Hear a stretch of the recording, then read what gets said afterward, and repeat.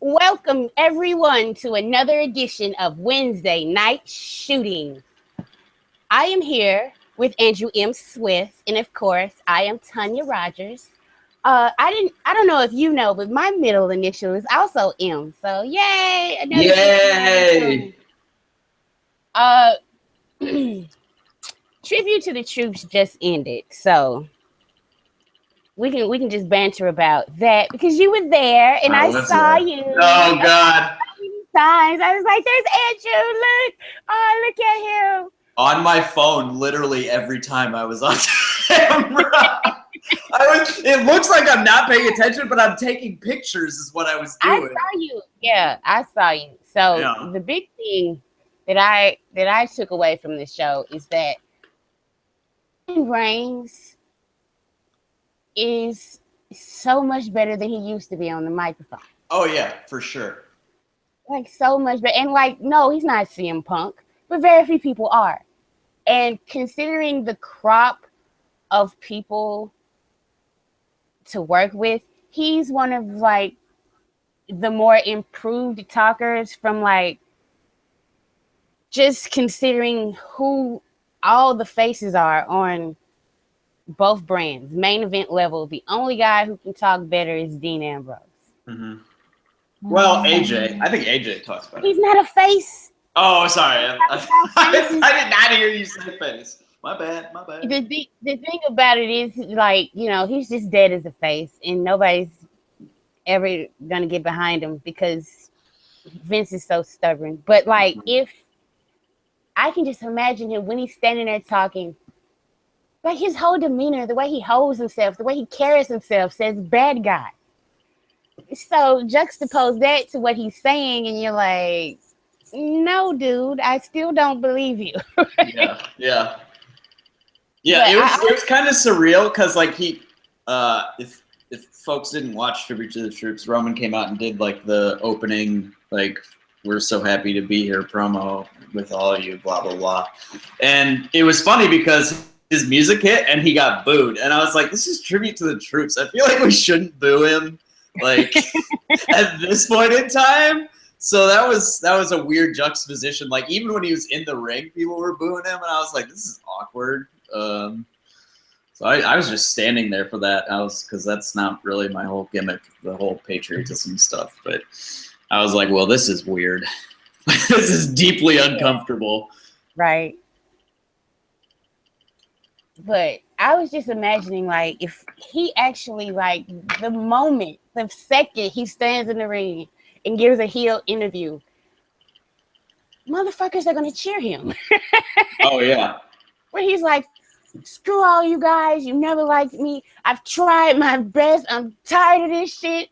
Like, they're going to be like, yeah, that's what we want to see. And he's probably going to be like, you know what? Fuck it. I give up. The other thing, when they did the whole New Day Bullet Club, which the only reason I care about Bullet Club is because of AJ. Mm-hmm. I'm sorry, the club sucks to me. Yeah. Like they've had enough time. It's not the booking. They suck. They've shown me nothing, absolutely nothing to say that they deserve like a higher spot in the card with their matches. Maybe like Carl Anderson's okay. Luke Gallows is just no. He wrestles awkward and no. And then they walk up and they're like, "Do you hear this?" They're saying that they're the best group ever. And then Ambrose looks at Roman like, "Can you believe that?" And Roman just like, Nah. That was perfect. Yeah. Perfect. I was like, that's the guy he pretty much needs to be all the time. That asshole right there. But it was an enjoyable show. Listen, I don't know if because I know they fucked with the crowd because Roman did not get booed on my TV. Oh yeah. I didn't watch the first part of it on TV because I was taking a nap because I take naps. Yeah. But yeah, it was. That's funny. That's hilarious because he was totally booed. He was absolutely booed. But the thing I wanted to say is when I heard the crowd chant, "We want Sasha," Yeah. Crowd chant, "We want Sasha" during the Bayley Dana Brooke match. I took it as Charlotte had just interfered. Yes. So they were expecting that's not wrong. That's not Sasha wrong. to come. It didn't seem like they were saying, "Screw these guys." Yeah, no, it wasn't like a CM Punk level chant. But it was still disheartening because the crowd never at any point like got behind a "We want Bayley" chant, and I tried. And you know what? I'm kind of bummed that there wasn't a microphone like next to me because I was like yelling throughout so much of SmackDown and Tribute to the Troops, and I like the only time I heard myself is when Shane made the rematch between Becky and Alexa, and you just hear some dork yell, "Yeah, yeah!" That is me, folks. That is shoot. That is me. So if you watch SmackDown and watch that segment, because I'm literally just out of camera shot for that whole little bit. But yeah, so I tried to start a "Let's Go Bayley" chant for like, and I chanted it solo for like 7 times in a row. And then it picked up a little bit, but never like "We want Sasha" was far less 10 times louder. And it's not a good sign, you know? Like when you're gonna have her lose again and then turn heel, even though the crowd desperately. Instagram, I just saw it. Instagram, yeah. Charlotte backstage a tribute to the troops, and they called her the Raw Women's Champion, and I'm like, fucking Christ, guys, come on. Yeah, come on, people. Maybe they're trying to swerve us, and Sasha will win. No, I just think right.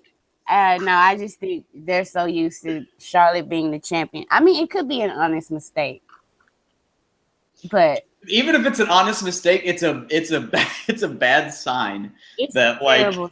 It's just assumed, you know. Yes. So that was a fun little show.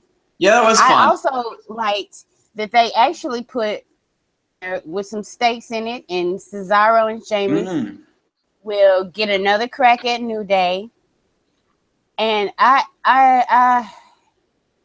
know I haven't been the biggest New Day fan, but like I think it's lame that you have them break the record and then they lose it the next week. I think that's lame. Yeah. So I would say let them lose it at Royal Rumble. Let the New Day cheat and then get a little heat and have them actually feud with Sheamus and Cesaro. And then have Sheamus and Cesaro win it. But what I think is going to happen is they're going to drop the titles and then they're going to feud with them and they're going to rematch at Royal Rumble. Oh, another thing I wanted to say, because, and this ties in with what we're about to talk about, traffic stop. Oh boy. End of the line. No, I mean roadblock. End of the line. Yeah. Kevin Owens said something and the light bulb kind of went off in my head. It's like everybody's assuming that Roman Reigns is about to become a double champion. I don't think so. Specifically because Finn Balor is lurking in the background. I think Roman Reigns versus Finn Balor would be a lit-ass WrestleMania match, but I don't think that that's the direction they're going to go.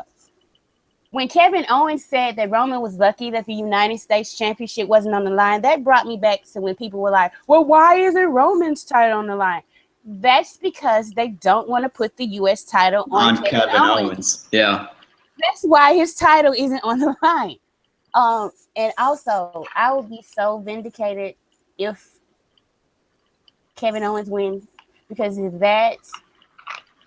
that is my whole theory. This whole time Roman's still been in the main event is because like Balor went down, so he had to be there, and that was my whole thing. And I just cannot wait. That's the only reason I'm looking forward to that match, to the moment when Roman loses. Don't care how, but like, because like people are like, I just want to see double champion for the haters and all. I don't care about people who don't like him, so I don't care what they think. Right? Yeah.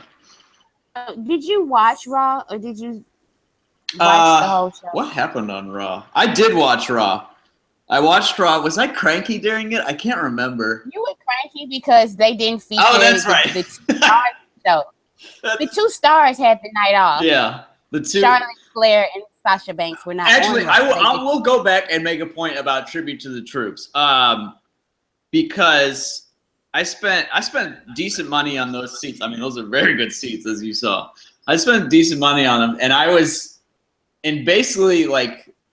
I mean, SmackDown was going to be lit anyway, and it was totally lit. But I was really hoping to see Sasha Banks. I was really hoping. I wanted to have a moment where I'd be like, wow, this is so fucking cool. Like, so to anyone who's like, this isn't a stars-driven business, I paid money to see Sasha Banks. I didn't get her. That was sad. It was sad, but like, you make stars that people want to pay money to see. Don't just be like, oh, WWE's in town. That's fun. That's not, but if you make people that you're like, I need to go see this person, that's how you make money. But I don't know. Yeah. I agree with you. I absolutely agree. Well, let's get into it because it was the go home and they do have a pay-per-view. Yep. And away from that show was that Seth Rollins and Roman Reigns need to get back together and form a tag team. Oh, for sure. Seth Rollins was actually interesting in that main event. Like, right? I don't know what it is. He got near Roman and he was flippity doo-dah, and like the way he broke up that pin by pushing Kevin that was good. It's like somebody had that idea, and I want to say it was one of those guys that had that idea, because by the way, in that match, all of those guys in that triple threat, like I said, get fucked up together. They for sure travel together, so that was another reason why the main event was so lit. I'm proud of New Day for breaking that record. They deserve it. Like it's not just because they wanted to get Demolition out of record books.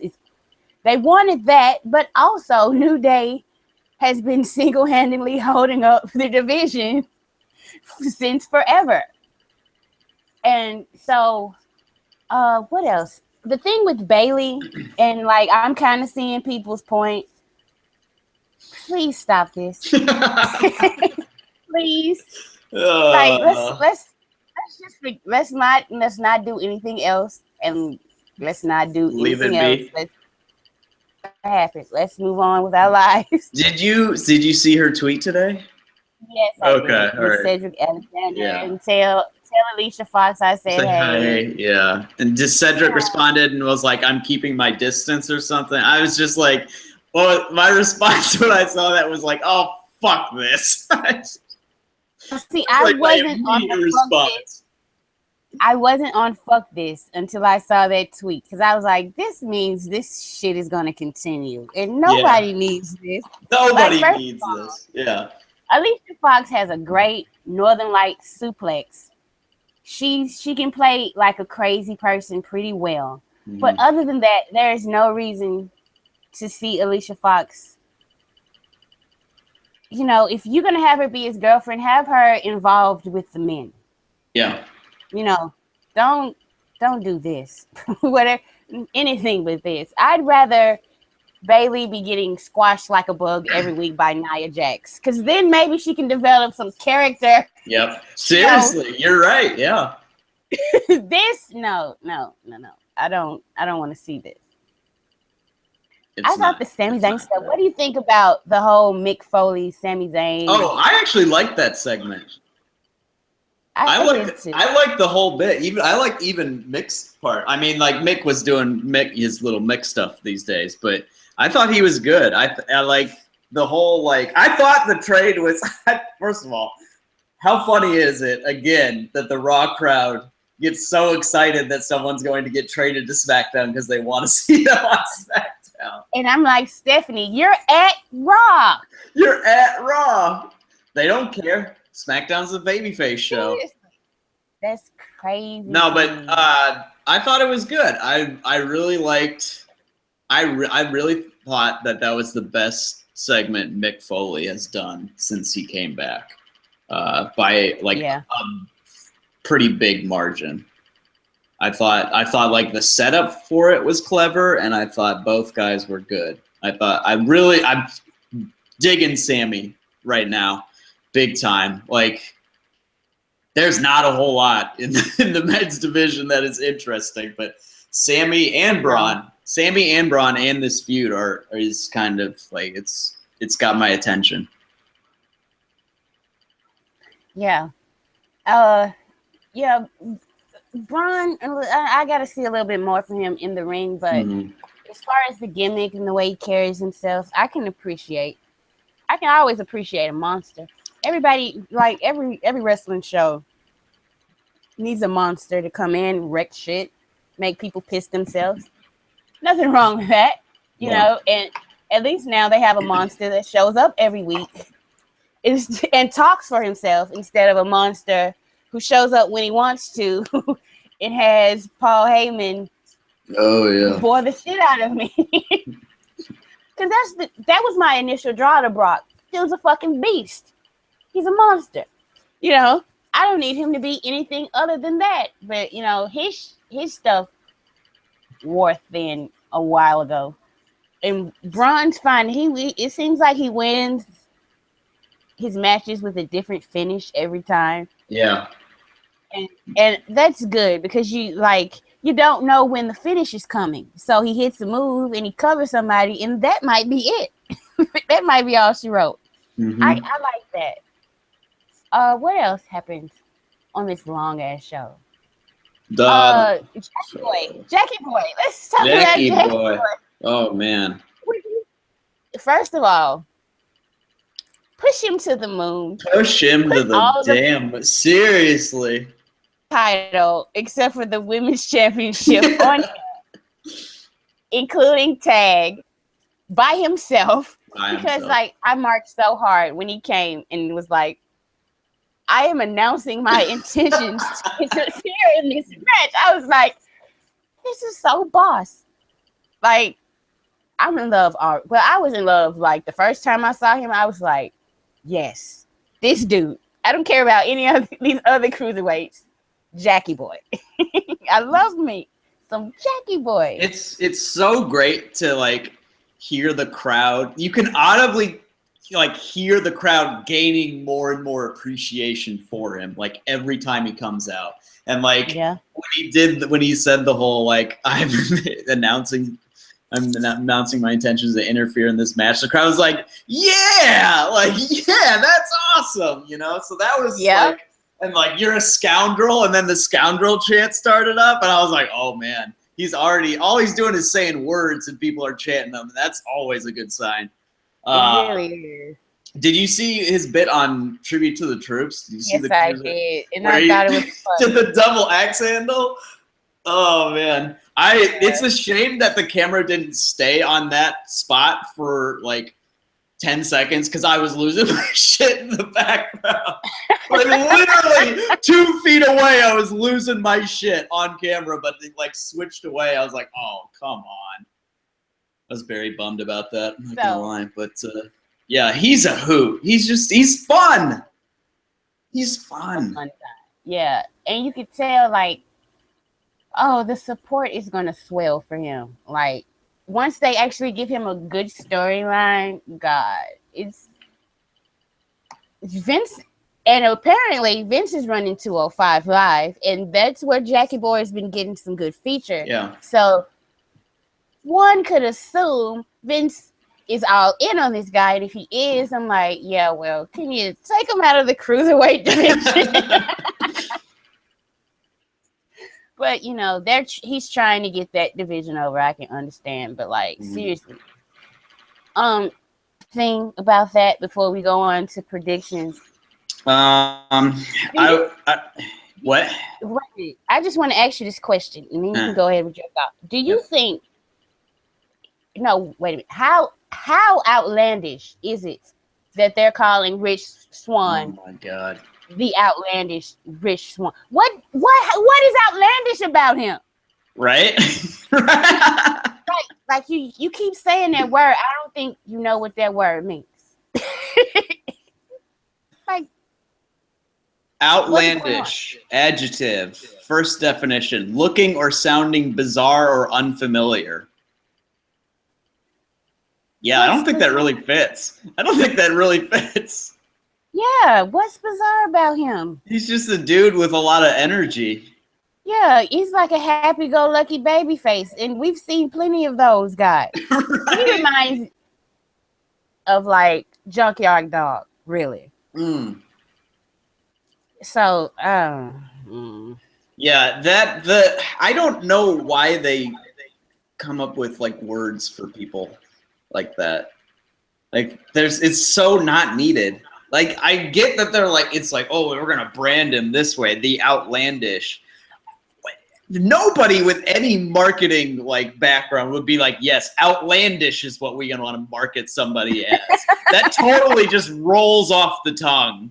Right? It's ridiculous. I cannot. Every time they say it, I roll. My eyes literally roll in the back of my head. All the way. Like, what are you doing? He's getting over. Stop it. Right? You don't need to call him outlandish. Seriously. Call Drew Gulak outlandish or some shit.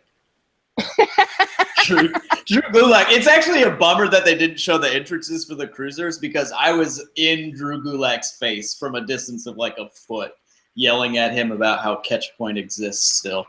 And then it came. I swear to God, I was doing the hand gesture, and I was like, "Catch Point lives, Drew," and it was literally like here to here distance. And he was just no-selling the whole thing, but I knew I could obviously tell he heard it because I was a foot away.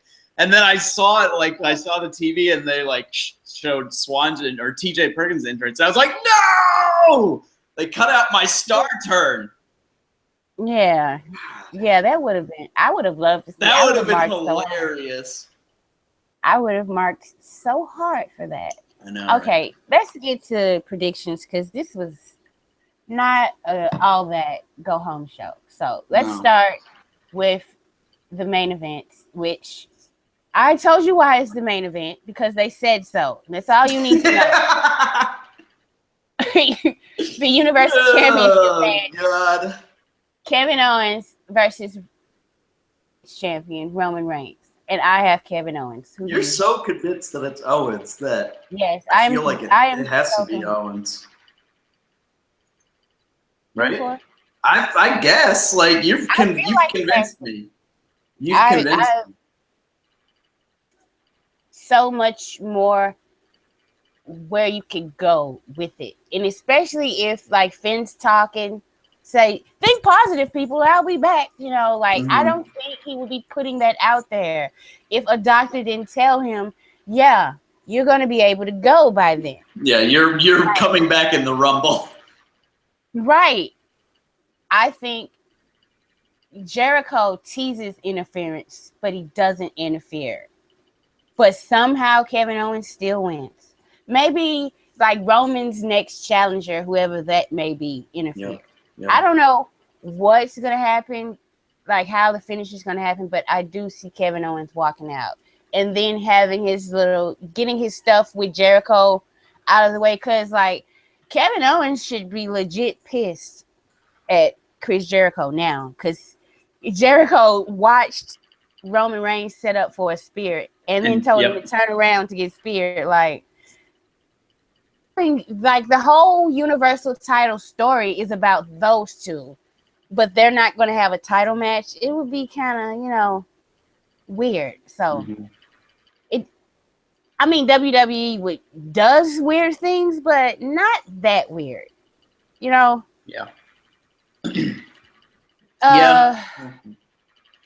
Yeah. I have no interest in that match other than to see like Roman work a good match. I just like whatever. Because I'm gonna tell you, I don't think KO is gonna let him. I don't think KO's gonna let him. Oh, he's gonna do his like chin lock gimmick. His chin lock for 10 minutes, talking shit about Roman's hair, like that, like anybody gives a fuck. Like, what I want to see is him throwing bombs. I don't want to see not one goddamn headlock. Like, why does he? Like every match, like in the tag team match, like I was losing my shit in the main event. Everybody was doing their shit. It was awesome. And then he gets in there and then he throws on a fucking headlock on Xavier Woods. And I'm like, come the fuck on, man. Stop that. Like, he doesn't make an intro. He just lays there and talks shit, which I'm sorry. Like, people like, she doesn't like Kevin Owens. Fuck you. I love the dude, but he has been underwhelming since he won that title. And if you say otherwise, get your head out of his ass, because he has. His performance, fuck how they book him. His performance has been subpar with that belt. Maybe they're actually telling it as a kayfabe story that Tripp's influence corrupts the champions and they get lazy and rest on their laurels. Wouldn't that be so good if WWE was like playing 3D chess with everyone? But they're not. So it would be a great story to tell, but no, they're not. Which segue into Seth Rollins versus Chris Jericho. Now, Chris Jericho is in the process of turning face. Mm-hmm. So feuding with supposed face Seth Rollins is kind of confusing, and it doesn't really help Seth. See, I can't. Everybody's name with S I cannot pronounce tonight. It doesn't really help him. But you know, he's going to be feuding with Triple H soon, and that's really not going to help him when he gets over cheered at WrestleMania. Oh my God! Like, if that doesn't happen, if Triple H does not get like when time to play the game hits in Orlando and the crowd is not in Orlando, I would be shocked when they play that. Thank you, Florida, NXT fucking country. God damn! I just hope they chant NXT for the whole match. The whole match. It's gonna get booed. I just think it's gonna be like, you know what? The way he might get cheered is if they do like a really good, like Shawn Michaels level type WrestleMania entrance for him. But why would they do that for him? Because everybody knows Triple H has to have an epic WrestleMania. So if you're facing Triple H, unless you're the Undertaker, if you're facing Triple H, you're not gonna get an epic entrance. You're just not. Because he gets it. Sting didn't even get it. He got like people drumming. Like, I was like, drummers. This has fuck all to do with Sting. Yeah, that was confusing.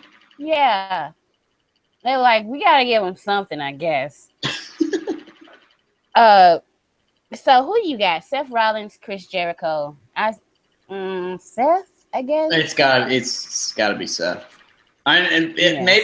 Maybe they'll do like an Owens tries to help and fails, and then somehow in the main event Jericho like tries to fuck with Owens but ends up fucking with Reigns. I don't know. Like, but I think Seth is winning for sure. Like, although it would be hilarious, it would be a wonderful cap off of Jericho's 2016 to go over Seth Rollins right now. If he goes over Seth Rollins, I'm telling you, I'm going to laugh the loudest for sure. laugh ever, because this whole point, guys, and you cannot name one single young guy he's put over this entire year he's been here, and he's been here the whole year. You cannot name one guy. That would be a shame. Who? Yeah, there's nobody. Okay. Well, let's get to the real main event, and it's a one-match pay-per-view. It's a one-match card, yeah. And that would be the Iron Man match between the WWE Raw Women's Champion Sasha Banks, not Charlotte. Charlotte Flair. Now I'm gonna keep hope alive. I'm gonna say Sasha wins. Wow. Well, you know what I'm doing. I'm putting my money where my mouth is. I'm betting on Charlotte, big time. I think this match. Actually, I'm going to be writing the preview for this match, so look out for that on Sunday. Oh, wow. I know, right? Look out! This match is going to be awesome, and at the end of it. At the end of the show, we're going to be like, why didn't the Iron Man match main event? Like, literally, that'll just be, like, even worse than TakeOver Brooklyn was when everyone walking out of the show was like, why didn't the women main event? That was way better. Like, this is going to be so hilariously obvious. Charlotte is going to win. I just hope it's not because of, like, Ric Flair shit. I hope he doesn't make any appearance at all. He's not needed. Just, you got Charlotte more heat with that promo and all that. Just let it be. And that's what WWE has not been able to do with this entire program, which has worked to this point. But then when you have the heel go over in the like year-long babyface chase that the crowd desperately wants to cheer this babyface, like that's, if you want to hurt the women's wrestling project or whatever, have Charlotte go over and see people be like, oh, nothing matters. Charlotte's going to win, you know? Yeah.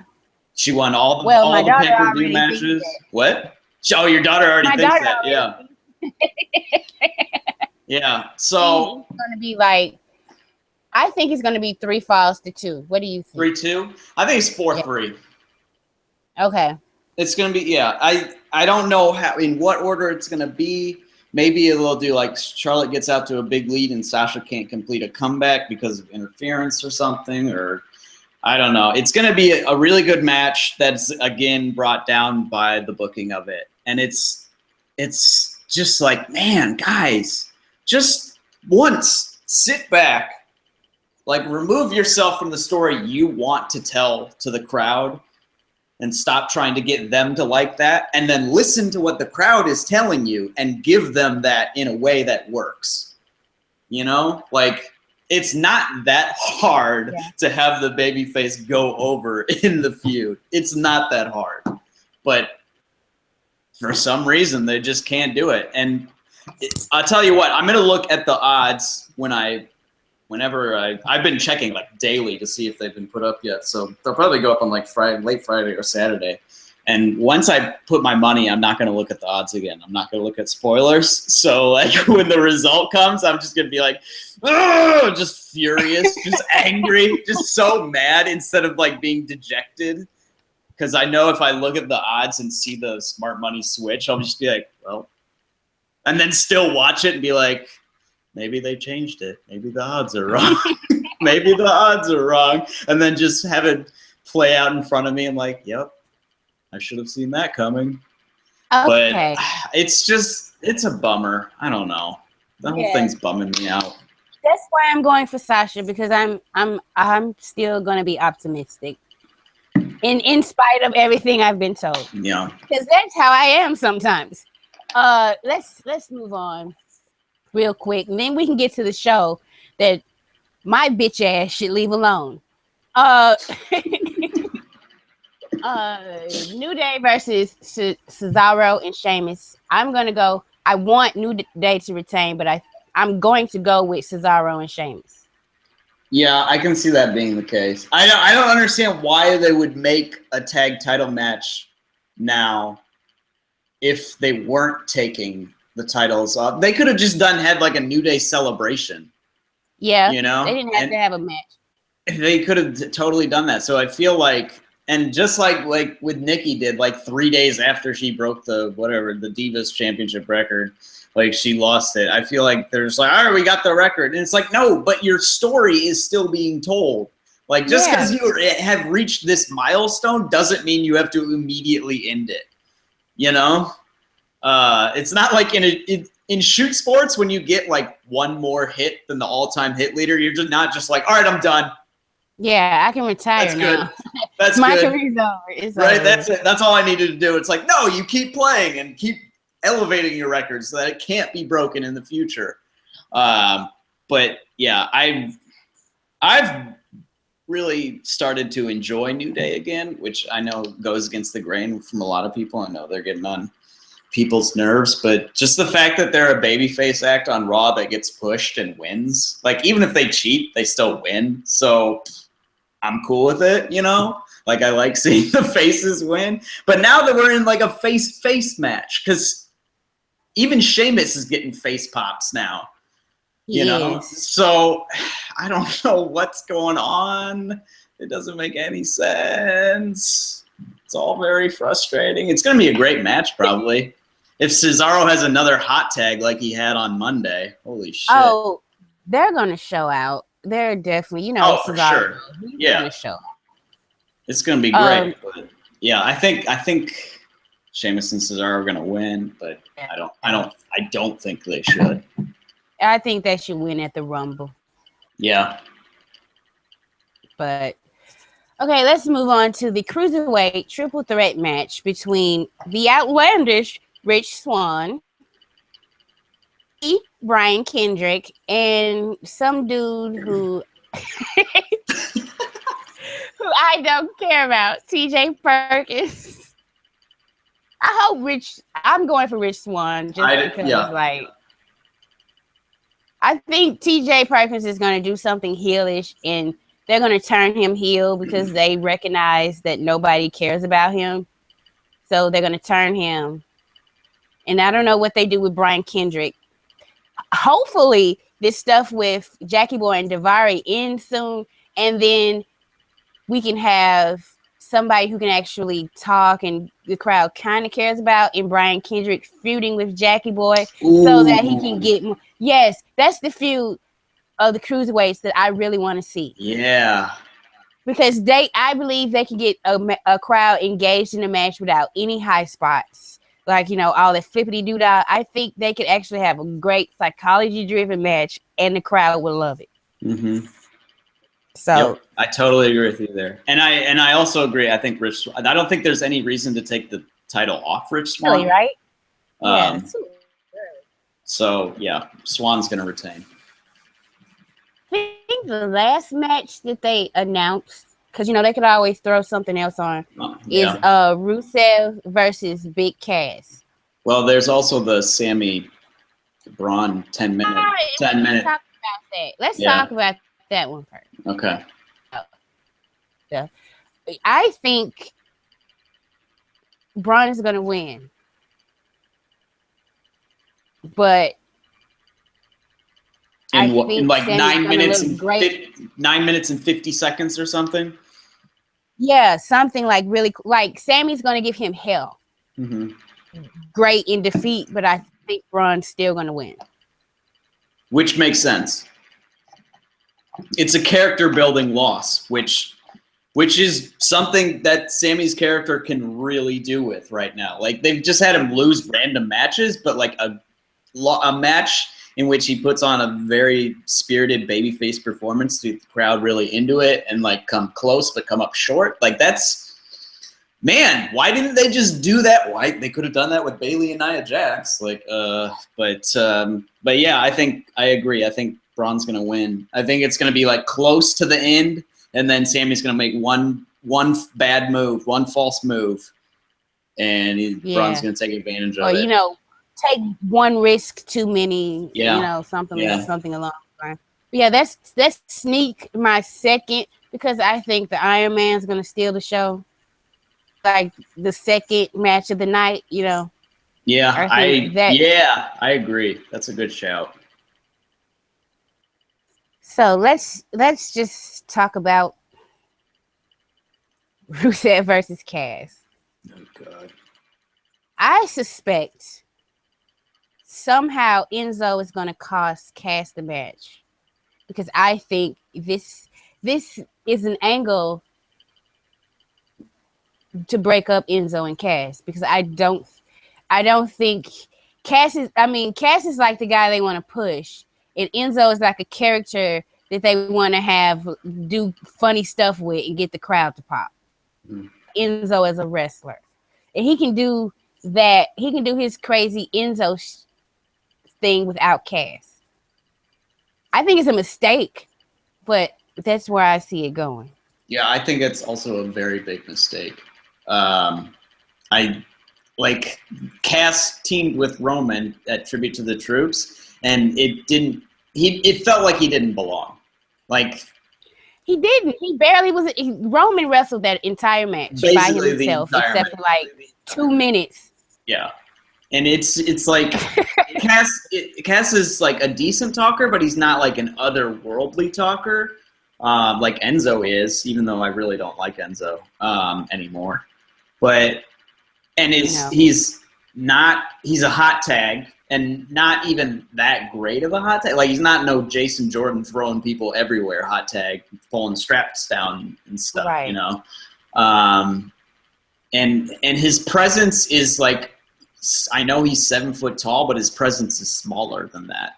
Like, he's a huge dude, especially when I saw him in person. I was like, that dude is massive. Like, holy shit. But I don't know. He comes across as smaller to me at least. I agree. I absolutely agree. So that's the whole show. Those are our predictions. So let's get on to SmackDown, which had an incident, which I will not mention what happened, because somebody who I dedicated this whole show to, the title of this show is Leave SmackDown Alone, Bitch. Because last week I titled the show SmackDown Sucks, and I explained why. That's not my opinion. I love SmackDown, but apparently, you know, idiots exist, and some idiot, I mentioned my father on the show, not even in a good light. And they said my father sucks, so I'm not going to speak on what happened yesterday. Maybe miss SmackDown, but I didn't see the show. But I do know the results. So I want to talk about how your boy Dolph Ziggler always seems to fail upward around this mug. Like, didn't he just lose to The Miz, and now he has a world? God. Like, no. Why? Like, no. And then, like, he has a title shot in 2 weeks. What about Ellsworth's match? When is James Ellsworth going to get his shot? Whenever AJ's ankle heals. Well, it has to be like, what I'm saying is, it's going to be next week, or is it going to be after? Because if it's after, then John Cena's going to be back that same show that AJ is defending against Dolph. And like, I don't know, people might be excited to see Ellsworth and Cena interact, but Cena has a tendency to ether people. Mm-hmm. And I like Jimmy Two Hands might piss on himself if John Cena's ether him, and I don't want to see like a massacre on TV like that. Yeah, that is entirely fair. AJ's ankle is not going to be healed for a title match next week. So like, they pulled him off house shows. I don't even know. They might have to like delay that Ziggler match, honestly. Like, from the way that report came out today, it was like, it might be like a couple of more weeks still. And obviously on SmackDown, he was very clearly avoiding any physical contact. Right. Which you'll see when you watch like the opening segment. It's like a whole brawl thing, and AJ just like walks off. Like, I understand it was to set up the Fatal 4-Way, but still he like was just there. It's like, all right, I'm walking off, instead of like actually doing anything in physical. But yeah, that's a good point with Cena back. I don't know how Ellsworth's title shot works into the mix there. I don't know. That's a good question. I don't have an answer for it. And then, like, injury, like, the last place anybody needs to be injured is SmackDown, because the roster's already thin. And now Zack Ryder hurt his knee. just in the battle royal where they were going to be determined the number one contenders. So like that's up in the air. Not even just that, but literally he heard it on the move that won the battle royal. Christ. It was a thing where like he did the Connor was carrying him and he did the grab the ropes and like Frankenstein or Connor over the ropes and he like his leg came down and like hit the apron or like hit the side of the ring. Damn. Like real weird, and it looks like he like pulled a muscle or tore something because he was in extreme pain and like he couldn't even like move. He was just hanging like on the rope and just like this, and then Mojo came out to celebrate. It's actually kind of funny because you see Zach from like he sees Mojo, he's just like trying to stop Mojo, and Mojo's like, oh shit, he's like all gets up in his face, he's like, no, fuck you, I'm hurt, stop. Like when I saw that on TV when I was watching the replay, I was dying of laughter. I was like, that's hilarious because I saw the whole thing. Because he just puts his hand up. He's like, oh, fuck. Mojo's going to fucking make this worse. But, yeah, I don't know what they're going to do now with that because they aren't going to have a title shot. Because, I mean, which is nice. It's nice that they'll have that in the future, like, as a thing that SmackDown can pull out of its hat. But right now, like, I don't want to put Alpha in a program with the Wyatts right now because the Wyatts will get cheered. And Alpha will not get over. Like, it's not it's not the end of the world that the Wyatts would get cheered because, first of all, the Wyatts are never getting booed with Randy Orton. It's not happening. It's not going to happen. They don't. What do they do heel? They don't really. They don't do anything heelish. Yeah. It's like if they started like. That's why I would suggest going. Well, I don't know. People like that shit, but like going on a rampage and just like beating up all the faces, just like fucking up everything, like. Okay, this is what would get them booed. She's in the ring, and they don't even have to touch her. But they just come out there and just scare the shit out of her. You know, do the lights go off, the lights come back on, they surround her, and Bray, you know, gets dangerously, uncomfortably close to her, you know what I'm saying?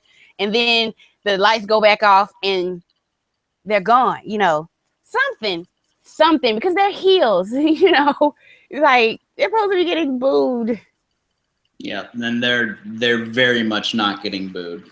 Like at Tribute to the Troops, like the very loud RKO chant, and I was just like, the whole time I was like standing there, I was like, this is not good. I was literally just like commenting out loud to myself. I was like, this is a bad sign for the future of this tag division.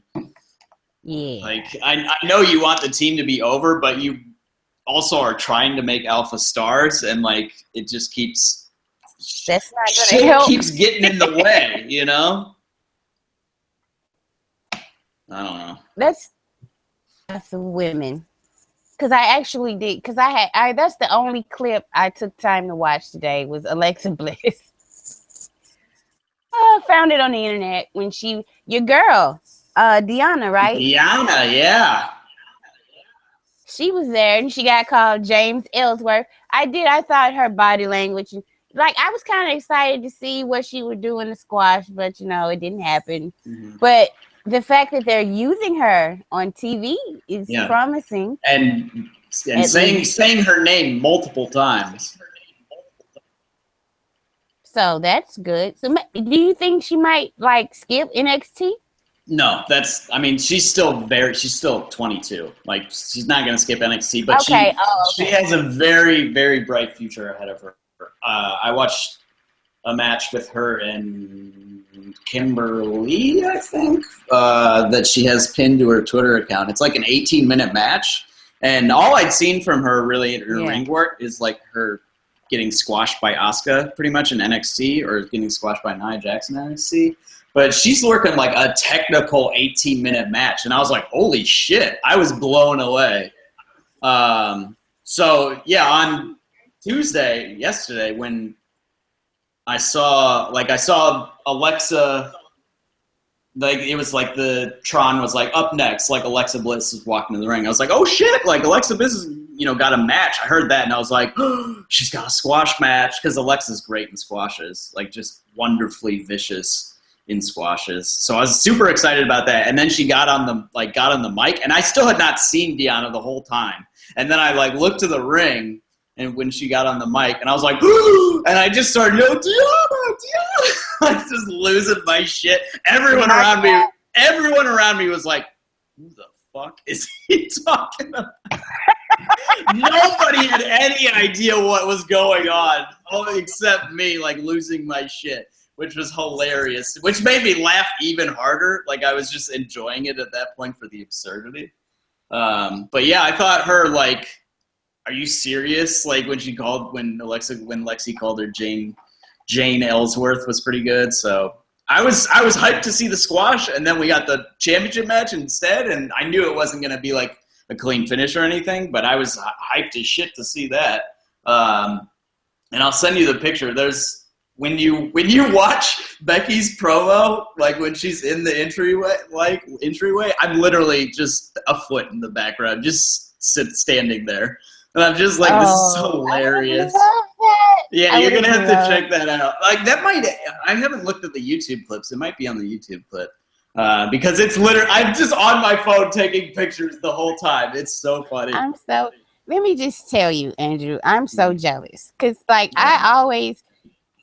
I'm in Mississippi, and they never film here. Yeah. And like it pisses me off because like Mississippi, they would actually like fans would call us like Markville. Yeah. Because we cheer the faces, we boo the heels. That is what we do down here. And like we are so loud, and just like and I think that the crowd appreciates it. I know Seth Rollins does. That's why I can't. That's why like everybody turns on him. I can't, because he he tweets about performing in my home state. So screw you guys. And he breaks out band moves and shit. So like you're like on TV and close to the wrestlers. Like, okay, the only thing that I got was like I had third row seats, and there was a lot of women in my section.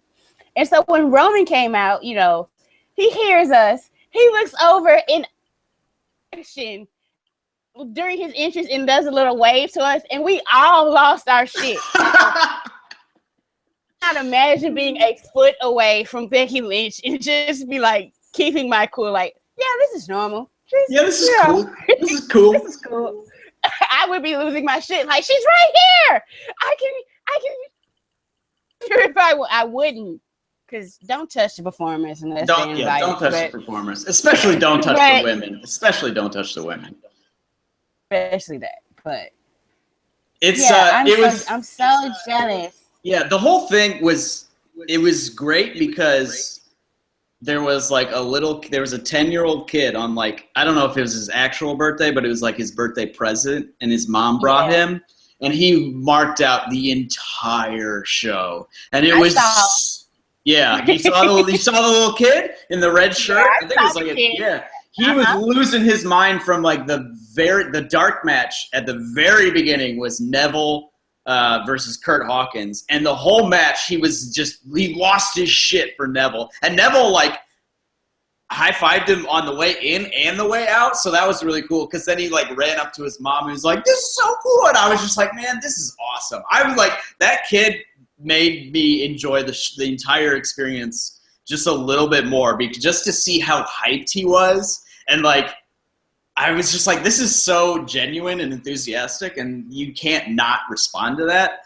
like, in some way. And then, like, I realized his reaction to, like, everyone was going to be my reaction to Sasha. He didn't show up, so I was just like, oh, come on. I would have lost my shit. And also, when Bayley came out, she, like, was high-fiving people on my side and then switched, like, 3 people before me, and I was like, no. I saw that. I was so like, bummed. Damn. I was so bummed. I was like, come on, Bales. Close. I was so close. I was waiting for a moment where it'd be like, oh shit, I feel awkward now. Now, like I was on the third row, so after the match, the main event with Roman, like I know he's coming around to touch people's hands. Yep. So like I'm trying to get up to the front, and then there's like because I'm happy to be sitting in the section with all the women. There's like I love my kids, but I kind of leave them, and I had my 4-year-old on my hip, so I'm just running trying to get to there, and I stick my hand out, and he touched my hand, and I fucking lost it. Yeah, that was me. Like when Bayley came out, and when like Jack Gallagher came out, I was like, because there was actually nobody like sitting in those like in 2 seats for some reason. Those people didn't show up, even though those are like the best seats. So like the kid was sitting behind me, but like he moved up to there, and I wasn't gonna like kick him out and be like, I want to be on the end because these 2 kids can do their thing. But like when Bayley came out and Gallagher came out and shit, I like was like, okay, I'm moving over to I'm getting on the barricade now. All right, kids, you had your fun. Now it's my time to mark out. So I was like, it was a hoot. It was a lot of fun just seeing like the Biz came down like 3 times throughout the night. And like every time I just lost my shit for the Miz. I was like, yeah, Mike. I was like, let's go, Mike. I was like dying the whole time. I think somebody in the Daily said that they saw me marking out for the Miz, and I was like, oh boy, that's gonna be embarrassing when I see that, because I was like losing my shit. Everyone else is booing him, and I was like, you're the best, man. I love you. That was great. Yeah. But yeah, the whole experience, like just seeing little kids get so hyped like that, it's just so good to see. And it reminds you for a second, like, God, we get so snarky and cynical about this shit with reason too, you know, but like just seeing that real genuine enthusiasm is like a salve on the heart a little bit. A lot of the kids don't, first of all, they don't realize that it's predetermined. Mm-hmm. So they're really invested in who wins and loses. And also, they don't know about shit that we spend hours a week discussing. They don't know about any of that shit. So, like, if you took that away from us, if we didn't know about any of this shit, I guarantee we would enjoy the product more. But, I mean, hey, you can't unring that bell. We do know. Yeah. Like, there's an industry solely dedicated to telling you the shit that you're not supposed to know about wrestling. Yeah. Yeah. It's not going away. It's not going away. No, but I do wish at some points, like, because I can feel it at some points where like knowing too much detracts from my enthusiasm. Not saying like I know everything, I'm like an insider, not by any means, but like just having a level of knowledge that's there, it detracts. It totally detracts from the product, which is why like going to a live show, and I feel like a house show would really be like this because it's like outside of kayfabe, where you can just like experience it like as a sensory, visceral experience. You know, like that's it makes such a difference watching on TV and being there live. Like it's like the show yesterday wasn't honestly that great. Like I would have given it like a B, maybe B-. I haven't watched Talking Smack. Apparently it's very good again, but probably like a B- B because there was stuff that there was no like segment that killed me. Like I loved the whole women's segment. That was good. And the main event was awesome. I really liked that. But there wasn't anything that made me go, holy shit, this is like an A show. But just the fact that I was there and got to experience it was just like I know, right? Like I was just having like the time of my life. Even when like Charlotte looked me dead in the eye and was like, y'all are disrespecting Bayley, and I was like, I know they are. You know what? I'm trying to start a Let's Go Bayley chant. Shit. Once again, I'm so jealous. So jealous of me. I had to say that. I know, right? The queen looks you in. I probably would have melted into a puddle if Charlotte looked me in the eye. Dead in the eye. Dead in the eye. I would have been like, Marry me. That's hilarious.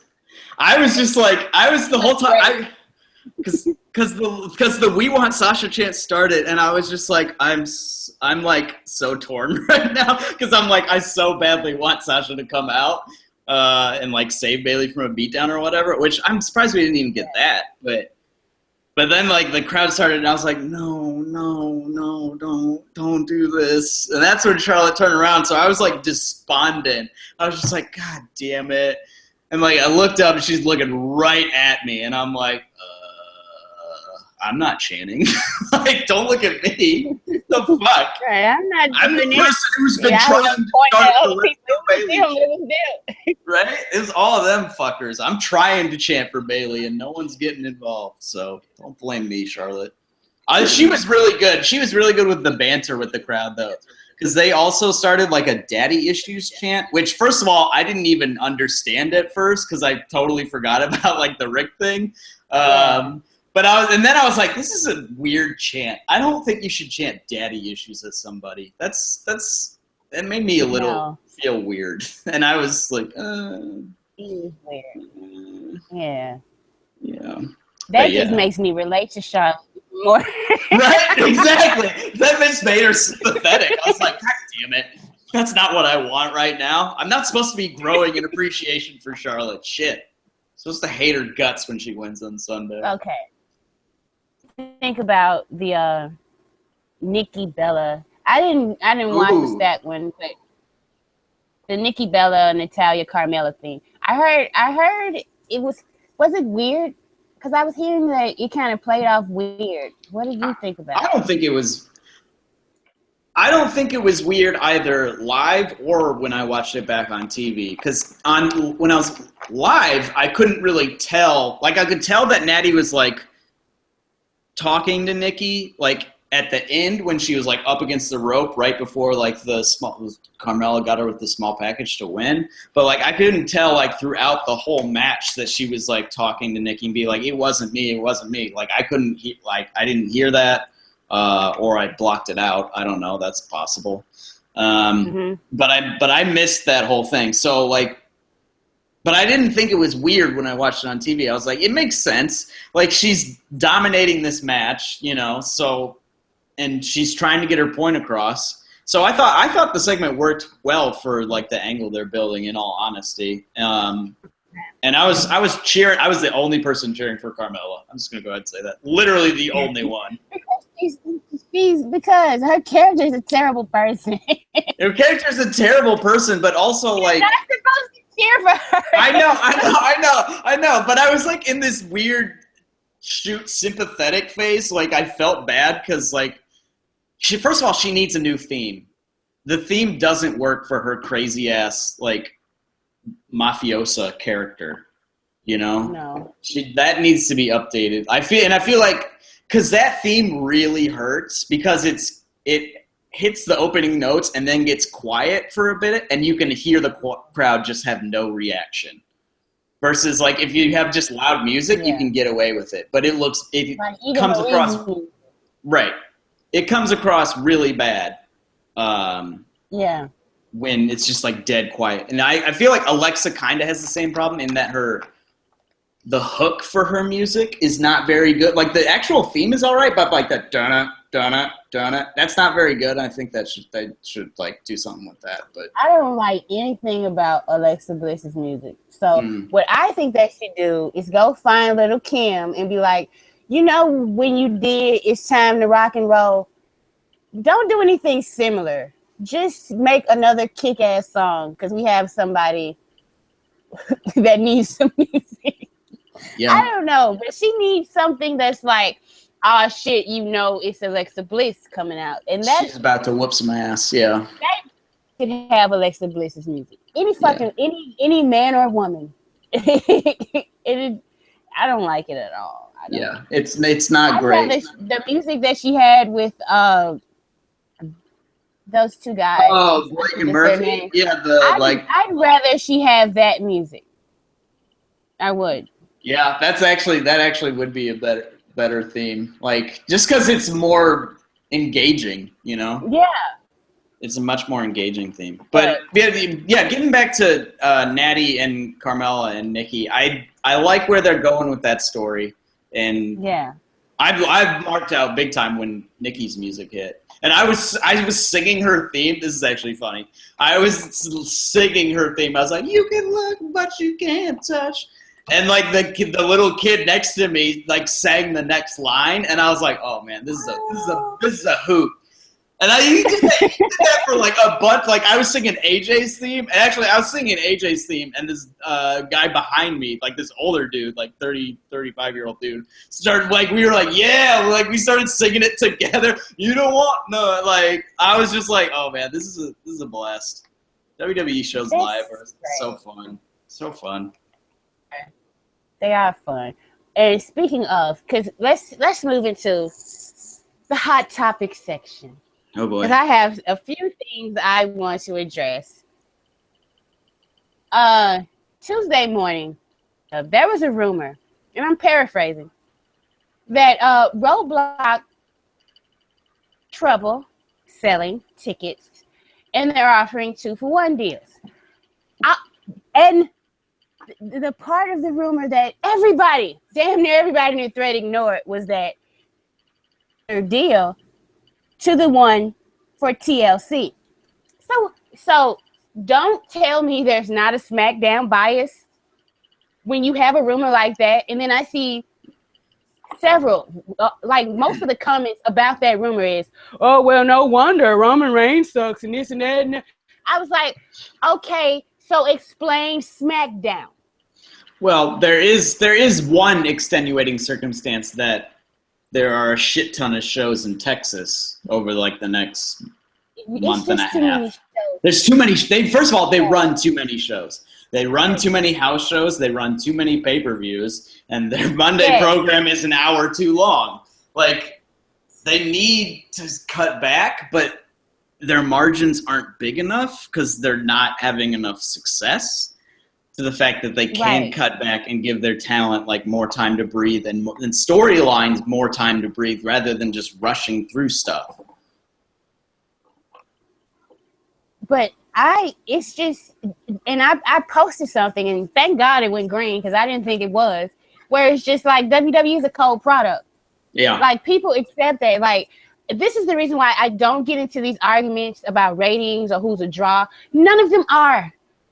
Seriously. A draw brings in new fans. Like wrestling is a cold product.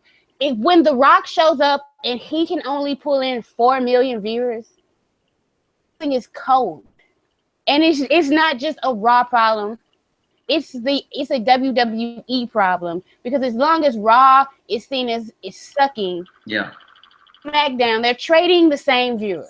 That's all they're doing. They're not bringing in. A draw brings in new eyes.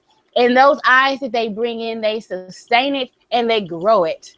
Like people weren't calling Steve Austin a draw because 100,000 more people watched. No, millions more people were watching when he was at the top than when he wasn't. So like until ratings start bursting out and house sales shows start going through the roof, not, oh, well, when this guy's on top, the house sales aren't as fucked up as when this guy is on top. No, it's a 1% margin. He's making a little bit more. I'm not gonna call him a draw. He's just not as weak of a draw as this guy. Mm-hmm. But they're all weak draws. Every single last one of them, even AJ Styles. They're all weak draws. That's my take on it. That's how I feel. I'm not gonna feel that way until they start bursting out and house shows start going up, and I see a sustained pattern where the needle constantly moves up and up and up. That might be a while. That's all. It is going to be a while. And that's why I wish people would stop talking about draws, because there aren't any. Mm-hmm. wait till WWE actually finds one. My honest to God opinion is that these guys are like, they're like, oh, well, this is, and it hasn't. In over a year, Raw has kind of sustained the bad ratings. They're kind of been in the same place. And these guys are just keeping those people there. So thank God that whatever they're doing, they're keeping that core 2.5 million there. Yeah. You know, I just pray, like, if it drops below 2 million, I'm going to be so sad. It's not going to be a victory. It's not going to be funny. It's not going to be nothing to banter about. Like, these guys are physically hurting themselves to entertain me, and I want them to make as much money as they can. Yeah. That's why I don't give a fuck who's the draw. If Ellsworth was bringing in $1 million, put the title on him, run with him. If Goldberg, you can only get a little bit over 3 million with Goldberg. That's how you know wrestling is cold. These old guys aren't shooting ratings all the way through the roof. It's just like, it's a little bit better. Maybe 400,000 more people tuned in. But then when they find out that's all they're gonna do, they tune out. Yep. They're not coming back. Because they watched the show and the only person they made look good was the person that you tuned in to see. Like, I don't know what they're going to do. I seriously don't. Well, they should main event with the hot angle that people are interested in is what they should do. And then they should push that baby face that people are interested in cheering. I absolutely agree. If they made the women stronger and made the men more of a supporting act and run with that, because those are Sasha and Charlotte, I will give them this. When they are put in those positions, it is a sustained audience, and it's more than without them. Mm-hmm. So go with them. Make them the most important part of the show.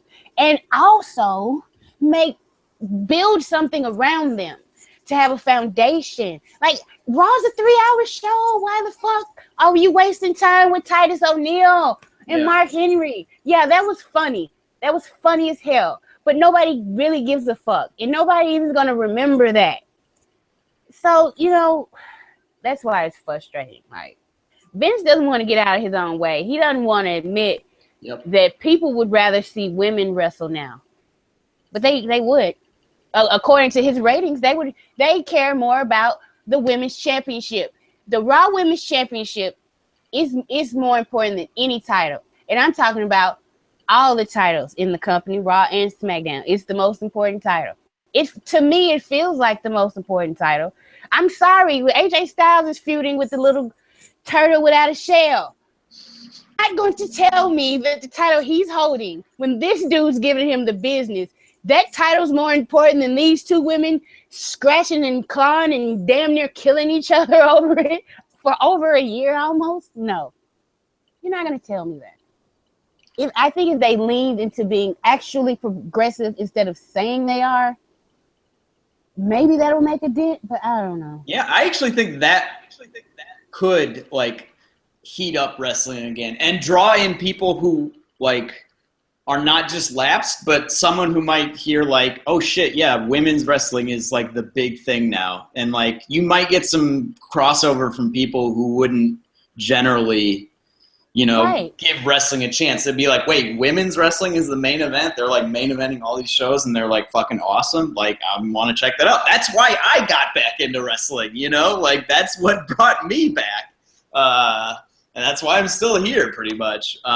But yeah, they just, like you said, they can't get out of their own way. They're so close to building trust with viewers, and then they just don't follow through. They just don't follow through on it. And it's just, every time they do it, it not just drives more people away, but drives people away for if not permanently, for a very long period of time. Because it's you can only, fool me once, shame on you. Fool me 8,000 times, I don't ever want to watch your show ever again. It's just disheartening. It's disheartening, and that's not generally how you want people to respond to your television product. So yeah, they need to do something new, and they haven't. They haven't leaned in all the way to things they could do. Which is, it's frustrating.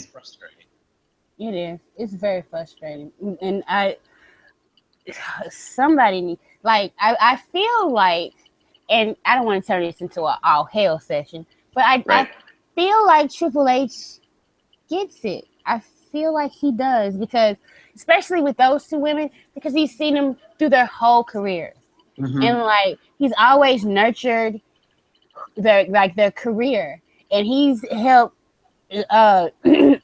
And he didn't have to do anything other than give them the spot. Yep. You know what I'm saying? And that's like, you didn't have to do anything for Austin or The Rock, but just give them the spot. And I kind of do feel like those two could be stars that could start bringing in the future. Because, like, looking from NXT, Raw, SmackDown, as far as guys, I don't see the guy. But when I look at the roster for the women, I see a couple of options, at least 3, possibly 4, who could be the guy. Yeah. Saying that, you know, it's always got to be the guy. It can't be the girl or the woman, you know. So. Yeah, no, I have a piece maybe tomorrow, maybe Friday, coming out about the Charlotte Sasha feud, and then within the last 36 hours, it was kind of like glowing, and it still kind of is, but like now I've added a little bit more pushback on the fact that they're definitely not going to main event Roadblock, and when they very clearly should, like in a Iron Man match for like in your hottest feud is not the main event. Like there's literally no reason not for them to not be in the main event other than the fact that they're women. There's literally no reason. Well, I'll say this: the Iron Man match with like the U.S. title, or if it was SmackDown and the Intercontinental Championship was having an Iron Man match, I don't think that would be the main event either. Even though if it was the highest angle that it should be, I think possibly, because, you know, Lord, I'm giving WWE the benefit of the doubt. Possibly they just view it as a secondary title, which they need to get past. Yeah, it's a world title, and they need to acknowledge that. The Universal title is a secondary title. Right. Like, nobody cares about that. Like, the belt on its debut was so poorly received. That's all the crowd could possibly, like, this belt is stupid. Delete. This is my favorite. That was my favorite chant. Delete. Yeah, that was great. Yeah, the chants. I don't know why Seth was complaining, because the chants for that match like took away from the fact that the match was bad. You know, like he should have been like, "Thank God you totally like covered up that awful triangle choke spot that was just horrible." Yeah, if I hadn't saw that gif of it, I would have never knew that spot happened. Right? And then you saw it and you're like, wow, that what the hell? Like, that is awful. How come nobody focused on that botch for weeks and weeks? Because Finn Balor doesn't know how to take a buckle bomb on a barricade. On a barricade, yeah. That's why. Oh, boy. Yeah. WWE is it's in this weird place where it gives us a lot of stuff that we're into, and like is so close to like getting back into like not like winning people back immediately, but starting to get into a healthier spot, and they, like you said, they just can't get out of their own way. It's sad. I do want to talk about that tweet that Biggie did, because I'm irritated. Oh yeah, I was hoping you'd bring that up. For those of you who do not know, oh come on now, you knew I was going to bring it up. Oh yeah. Not aware. Biggie tweeted a picture on his Twitter. Was that yesterday? Yeah, it was during Tribute to the Troops. Tribute to the Troops, yeah. Of the New Day with Rich Swann and Sasha Banks, and said #Black Excellence. Which I had to stop and think, and I was like, wait a minute, Kevin Owens is the only white champion on Raw. Wait the goddamn minute. Holy shit.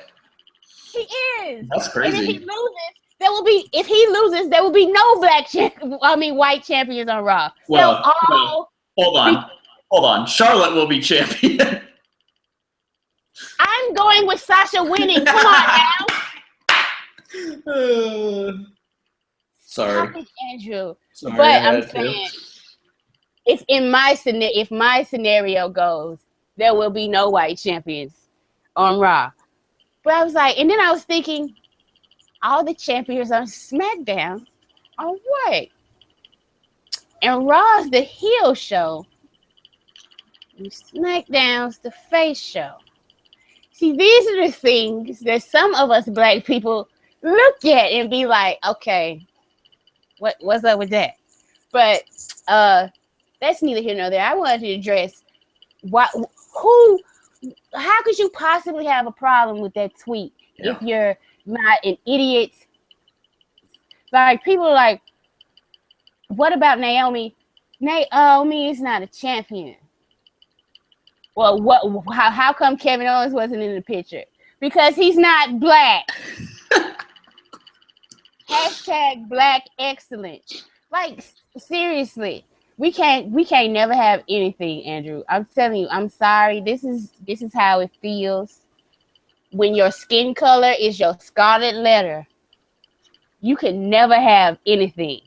Because as soon as you start to enjoy something, here come motherfuckers complaining. That was a nice fucking tweet. Yeah. It was. I saw it and I was like, oh, look at that. But here we go. Motherfucking Trump supporters and shit got to come all out the woodwork. I'm sorry I had to get that joke in. Oh, yeah. No, I know. For sure. Trying to make the WWE great again. Yeah. And they got a problem with black excellence. Listen, being black and achieving a goal where you have to compete with people outside of your race, you automatically, this is what you learn. I don't live in any other country but America, but I suspect this goes on around the world. If you want to be successful in competing against other races, you have to be twice as smart, twice as fast, twice as good as the next non-black person. So when you reach something and you get there, yes, that's why so many people celebrate in football when they make a touchdown. They work damn hard to get that goddamn touchdown. Hell yeah, they're going to celebrate. Like, fuck, let them have something. They just broke a fucking record. They sitting around with their crew. They probably just realized, oh, wait a minute, we all champions and we black. Isn't that cool?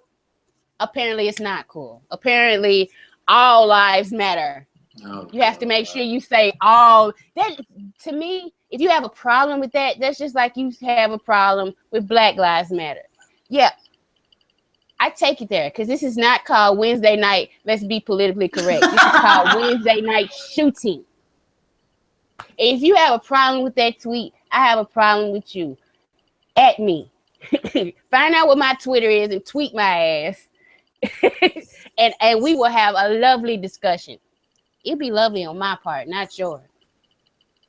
Yeah, I saw the tweet like when I was at the show, and I was like, "Oh, that's really cool." And like, I didn't see the backlash to it until was it this morning or like late last night after I got home, and I was just like super confused. I was like, "Wait, why would anyone ever be?" And like the whole people were like, "Oh, what if it was a bunch of white champions doing that? You'd have been like, oh," and it's just like people who say that are stuck in their own world that they. Hold on, let me stop you right there because I think people do not point. When your skin color is your scarlet letter, you are going to celebrate when you are doing well. Okay, and it is a whole different thing to say white excellence because white excellence excludes other races. Black excellence does not. I'm sorry, it doesn't. You can go ahead, continue. Yeah, no, that's pretty much it. It's ignoring like all historical context of like what white and what being black means in not just this country but around the world, pretty much. But definitely in America, and also for fucking centuries. Oh yeah, and definitely also in the WWE, which has very poor, like the New Day's original gimmick was like choir boys in a gospel choir doing shit, like the most stereotypical gimmick that you could get in 2014 when they came out or whatever, So seeing that tweet, I was like, that's awesome. I was really hyped to see it. And then I guess I should have like saw it coming because I mean, how many million people just voted for Donald Trump? But right. It was a whole bummer. That's like if somehow there was a joint show and the Usos were champion and Nia Jax was champion and Roman Reigns was champion and they tweeted a picture that says Samoan excellence. But there would be nothing wrong with that either. Yeah. I'm sorry, white people. Yes, I know see, this is the thing. And this is the thing. You will say, well, black people have it hard. I have it hard. But historically, your people have not. Everybody has it hard. It's a hard like going through life is hard in general. Yeah. But let me repeat this because I love it. When I thought of it, I was like, yes, this is something. When your skin color is your scarlet letter and you can't take that motherfucker off, it's a whole different meaning. Just like Andrew, I will never understand how it feels to be you. I wouldn't even dare to dream of it. So please do not try to think you have any iota idea of what it is for a large majority of people. Just because there's something wrong with you, you're a second-class citizen, you don't deserve the same rights as other people. You don't know how that feels if you don't live it. That's all. Yep. You're totally right. Also dumb shit about that. Like then there was a sub thread of idiocy there. That was like Sasha Banks isn't black. I was just like, oh fuck, are we doing this again? Oh, yeah. Yes, she is. Yes, she is. She's black. She's also white. Yeah, she's black. She's mixed race, but in America, if you're a little bit black, you're black. You're black. Yeah. Just that's like Roman Reigns doesn't go around calling himself Italian, but he's half Italian, but no, he's Samoan. Mm-hmm. Because people see the big nose, they see his greasy hair, they see his darker skin, and they know he's touched with something. I don't know. That kind of sounds Italian, actually. It does. I'm sorry. Was that not? I thought that was on point, but I guess maybe not. Well, when he was bigger, he was when he was actual Samoan size. Oh yeah. Because like people have actually asked me, was Roman Reigns black? I was like, no. My son asked me that one time. He said, "Is Roman Reigns black?" I said, I laugh now. I said he's something like black. He like a half a step away. Because it's Samoans, they close. It's a lot of races out there that's close. Mm-hmm. They can join the family. You can be over here with us. We accept. That's the thing about black people. Black culture is everywhere. Like, I was watching Tribute to the Troops, and there are white guys in the military like, I want to give a shout out to. Where the fuck do you think that vernacular came from? Oh, we're gonna get crunk. What the fuck? Sasha's ratchet. Where the fuck do you think that came from? First of all, and this used to piss me off. Why the fuck do you think Full Sail was calling her ratchet? Oh yeah, you know how I feel about that. Because she's black. Yeah. The only reason they were calling her ratchet, if a white woman with that exact same gimmick, she wouldn't have not got one single whatever her name is. If Sasha Banks was purely white and had that gimmick, she would have never got Sasha's ratchet chance. Ever. So let's start with the bullshit. People are like, well, Donald Trump is honest. He's and I agree. Some people on the other side, they tiptoe around shit too goddamn much. If somebody's racist, say they fucking racist. Don't say, well, it was inappropriate and people's feeling. No, motherfucker said racist, harmful shit. Call them the fuck out on it.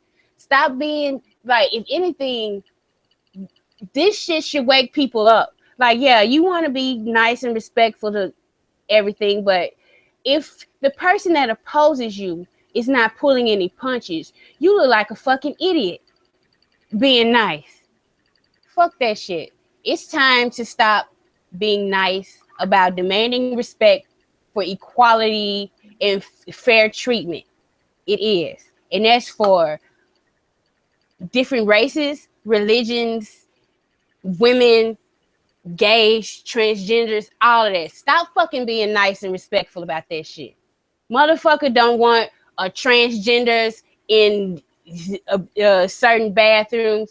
Fuck that. Call them motherfuckers out for what they are. Don't be like, oh, well, we just want, please give us our right. No. Malcolm X that shit. Call them the fuck out. I was way more into Malcolm X than Martin. Yeah. Way more. Yeah, that's just, it's idiotic. And it turns my stomach sometimes, the stuff with Rusev, because it's like, he will get booed just because, like, Denzel Washington, who's a daily regular, he made a comment that was like, Rusev is commentary that no matter how right and just you are, if you have a foreign accent, Americans will boo you and think you're wrong. And we need to stop that shit too.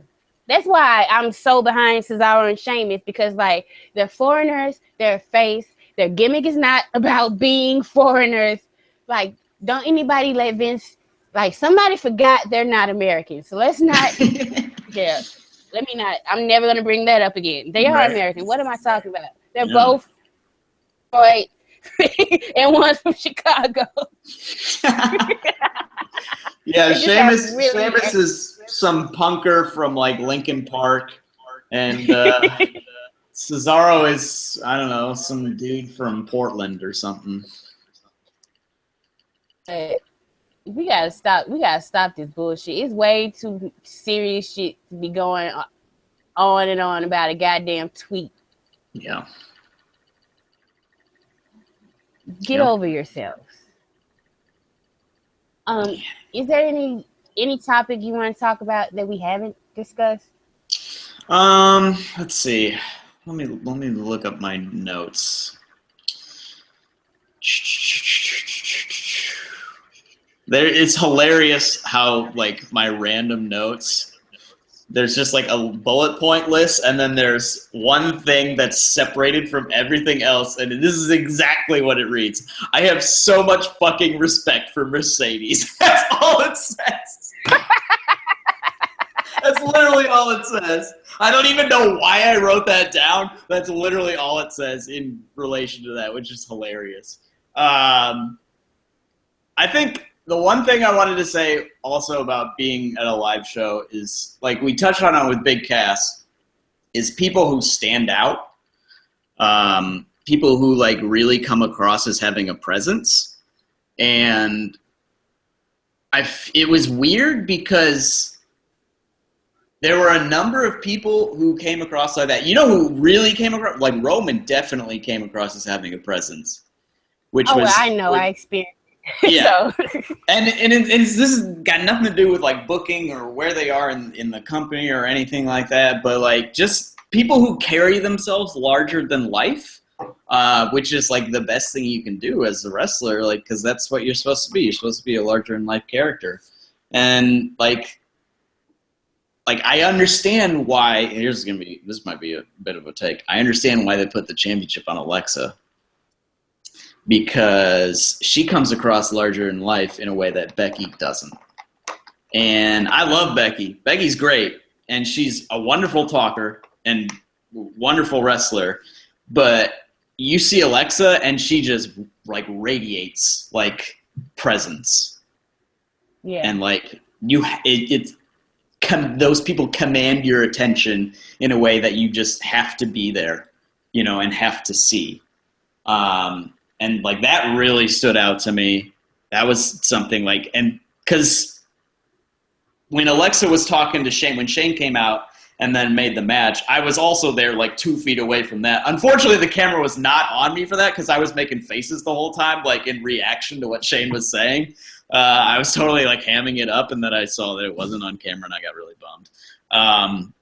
But like I saw that from like a foot away, and Becky cut her promo from like a foot away, and like Alexa just had so much more to her, and that might be kind of harsh, and it's in no way a detraction from Becky, who I think is an exceptional performer, but it's just something to keep in mind. I don't know. That's interesting. That is very interesting. You know who else has a very strong presence, and I understand why, like, he's been their guy forever? John Cena. Like, yes. When he's in the building, a star is in the fucking building. Absolutely know a star is in the building. Like, I watched him on Saturday Night Live, and let me tell you, it sucked. Yeah, I watched like the first 30, 40 minutes, and I was like, well, they're not giving him anything to work with here. They gave him shit. It was not a well-written show. It's like they barely even tried. Yeah. He was great in what they gave him. Like, he didn't fuck up. Like, he was better at reading the cue cards than some of the people that are on the show every week. So, yeah. Yeah, Cena's definitely one. The other people who really stood out to me were Styles. Definitely stood out in a big way. He's got a great swagger. And I don't know if this has always been the case or if it's just because he's like red hot right now, but The Miz came across like the most important fucker in the building. I swear to God. And like, that's not just because like I'm a huge mark for the guy right now. Like, the red carpet that they roll out and stuff, and like Maurice being there has elevated him so much. Like it was just like, holy shit, this guy, he's something. And like, and it was the first that I'd ever, like, I was like, oh yeah, The Miz is a star, whatever. But like the first that I really felt like this guy could be in the main event and like legitimately be so. That's interesting. That is. That's good to hear, actually. But yeah, it is. You have to have some kind of it factor. Mm-hmm. So, and it's hard to define it. It's really hard to define it. It's just like, it's like the old Supreme Court definition of like obscenity. Like, I know it when I see it. Like, that's, you know it when you see it. Like, if you feel it, you feel it. That's kind of what it is. Mm-hmm. And actually, this may be because of like, of how she's been used, but Bayley did not come across that way. Charlotte did, but Bayley did not.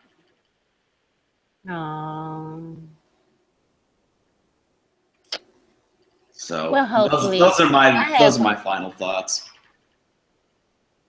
All right. Well, I think I've said all I need to say. I had a Tonya bomb, but it really wasn't. It was about race, not wrestling. I know, right? Yeah. It was tangentially related to wrestling. Yeah.